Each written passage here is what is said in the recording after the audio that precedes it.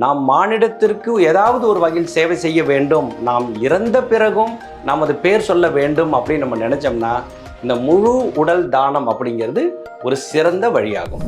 நீங்கள் உங்கள் காலத்துக்கு பிறகு உங்களது உடலை நீங்கள் தானம் செய்ய வேண்டும் அப்படின்னு நீங்கள் முடிவு எடுத்துட்டீங்கன்னா அதுக்கு 4 ஸ்டெப்பு தாங்க இருக்குது.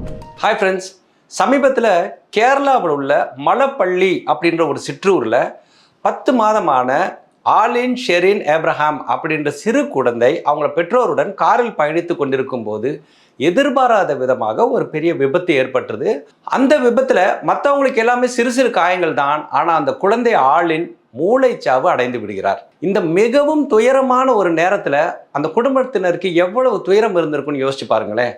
ஆனால் அந்த சமயத்திலும் அந்த குடும்பத்தார் எடுத்த ஒரு முடிவு தான் மொத்த நாட்டோட கவனத்தையும் குழந்தை ஆளின் பக்கம் திருப்பி இருக்கு. அது என்ன அப்படின்னா, அந்த மூளைச்சாவு அடைந்த அந்த குழந்தையின் உறுப்புகளை தானமாக கொடுப்பது என்ற முடிவுதான். எவ்வளவு இக்கட்டான ஒரு நேரத்தில், எவ்வளவு துன்பத்திலும் அந்த குடும்பத்தினர் தங்களுடைய சோகத்தை மீறி நமது குழந்தை தான் இந்த உலகத்தை விட்டு போயிட்டாங்க, ஆனால் மற்ற குழந்தைகளுக்கு இவர்களது உறுப்புகள் பயனளிக்கட்டுமே அப்படின்னு சொல்லி அந்த ஒரு முடிவை மனதை திடப்படுத்தி கொண்டு எடுக்கிறார்கள். அவர்களின் மூலமாக குழந்தை ஆலின் ஷெரின் ஏப்ரஹாம் சாகாவரம் பெற்றுவிட்டார். அது மட்டும் இல்லாமல் கேரள அரசாங்கமும் கேரளாவில் உருவாகி வரும் உறுப்பு மாற்று உயர் சிகிச்சை மருத்துவமனைக்கு குழந்தை ஆலினின் பெயரை வைத்திருக்கிறார்கள். இந்த உலகை விட்டு பிரிந்தாலும் குழந்தை ஆலினின் புகழ் என்றென்றும் நிலைத்திருக்கும். உறுப்பு மற்றும் முழு உடல் தானம் ஏன் முக்கியம், பூங்காற்று நேயர்கள் அதனை ஏன் தெரிந்து கொள்ள வேண்டும் அப்படிங்கிறத பற்றி இந்த வீடியோவில் பார்க்கலாம். அதுக்கு முன்னால் அனைவரும் நலமாய் வாழ வேண்டும் என்ற ஒற்றை குறிக்கோளுடன் தொடர்ந்து செயல்பட்டு வரும் பூங்காட்டி யூடியூப் சேனலை சப்ஸ்கிரைப் செய்து உங்கள் நண்பர்களுடன் பகிர்ந்து உங்களது நல்ல ஆதரவினை தாருங்கள். இந்த மாதிரியான தானங்களை 2 வகையாக பிரிக்கலாம். முதல்ல ஏதாவது ஒரு விபத்து ஏற்பட்டு உயிரிழக்கும் அல்லது மூளைச்சாவிற்கு உள்ளாகுபவர்கள் முக்கியமான உடல் உறுப்புகளான இதயம், கல்லீரல், மண்ணீரல், நுரையீரல் போன்ற உறுப்புகளை தானமாக கொடுப்பது உறுப்பு தானம். 2வது என்ன அப்படின்னு பார்த்தீங்கன்னா முழு உடல் தானம். இந்த வீடியோவில் நாம் இந்த முழு உடல் தானத்தை பற்றி தான் நம்ம பேச போகிறோம். இயற்கை மரணம் அடைந்த ஒருவர் தனது மரணத்திற்கு பின் அந்த முழு உடலையும் மருத்துவ கல்லூரிகளுக்கு ஆராய்ச்சி மற்றும் மேற்படிப்புக்கு தானமாக கொடுப்பதை தான் முழு உடல் தானம் அப்படின்னு சொல்கிறோம். நேற்று காலமான தகைசால் தமிழர் நம் மதிப்பிற்குரிய ஐயா நல்லக்கண்ணு அவர்கள் கூட தனது உடலை மருத்துவக் கல்லூரிக்கு தானமாக வழங்கியுள்ளார். இந்த முழு உடல் தானங்கள் ஏன் முக்கியம் அப்படின்னு கேட்டிங்கன்னா, மருத்துவக் கல்லூரி மாணவர்கள் இந்த உடல்களை வைத்துத்தான் அவர்களது ஆராய்ச்சி மற்றும் பயிற்சிகளை மேற்கொண்டு வருகிறார்கள். ஆனால் இன்னைக்கு இந்த முழு உடல் தானம் அப்படிங்கிறது ரொம்பவும் கம்மியாக தான் இருக்குது அப்படின்னு சொல்கிறாங்க. ஒரு மருத்துவக் கல்லூரியில் உள்ள அந்த அனாட்டமி டிபார்ட்மெண்ட் கோஆர்டினேட்டர் ஒருத்தர் நான் பேசிகிட்டு இருக்கும்போது மாதம் ஒன்றிற்கு 5 முதல் 7 விண்ணப்பங்கள் மட்டுமே வருகின்றன அப்படின்னு சொல்கிறாரு.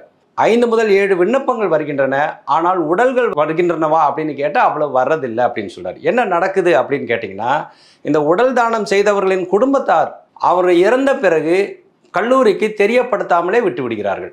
இந்த மாதிரியான விஷயங்களும் நடந்துக்கிட்டு இருக்கு.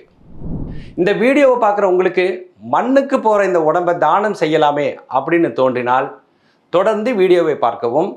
முழு உடல் தானத்தை எப்படி செய்வது அப்படின்றத பற்றி விரிவாக சொல்கிறேன். நீங்கள் உங்கள் காலத்துக்கு பிறகு உங்களது உடலை நீங்கள் தானம் செய்ய வேண்டும் அப்படின்னு நீங்கள் முடிவு எடுத்துட்டீங்கன்னா அதுக்கு 4 ஸ்டெப்பு தாங்க இருக்குது.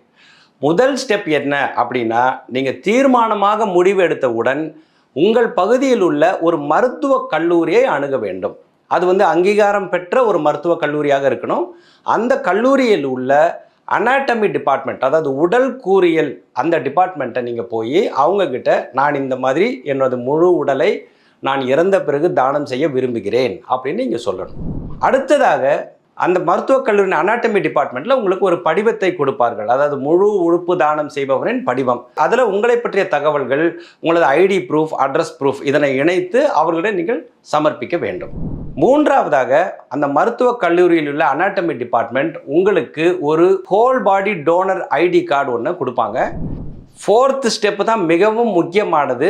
அது என்ன அப்படின்னா, உங்கள் வீட்டில் உள்ளவர்களிடம் நீங்கள் இதனை தெரியப்படுத்த வேண்டும். நான் இறந்த பிறகு எனது முழு உடலையும் இந்த கல்லூரிக்கு நான் தானம் செய்ய முன்வந்திருக்கிறேன். அதற்காக நான் படிவத்தை பூர்த்தி செய்துவிட்டு வந்திருக்கிறேன், இதோ அதனோட ஐடி கார்டு அப்படின்ற விவரங்களை நீங்கள் அவங்ககிட்ட தெரியப்படுத்தணும்.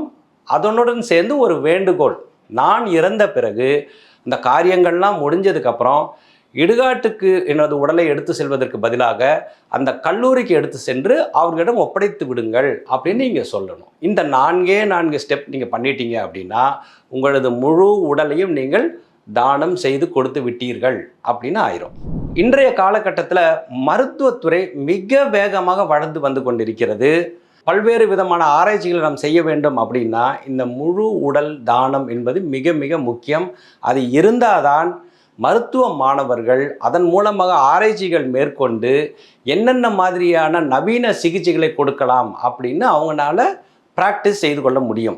ஆகவே நாம் மானிடத்திற்கு ஏதாவது ஒரு வகையில் சேவை செய்ய வேண்டும், நாம் இறந்த பிறகும் நமது பேர் சொல்ல வேண்டும் அப்படின்னு நம்ம நினச்சோம்னா இருக்கிற பல வழிகளில் இந்த முழு உடல் தானம் அப்படிங்கிறது ஒரு சிறந்த வழியாகும்.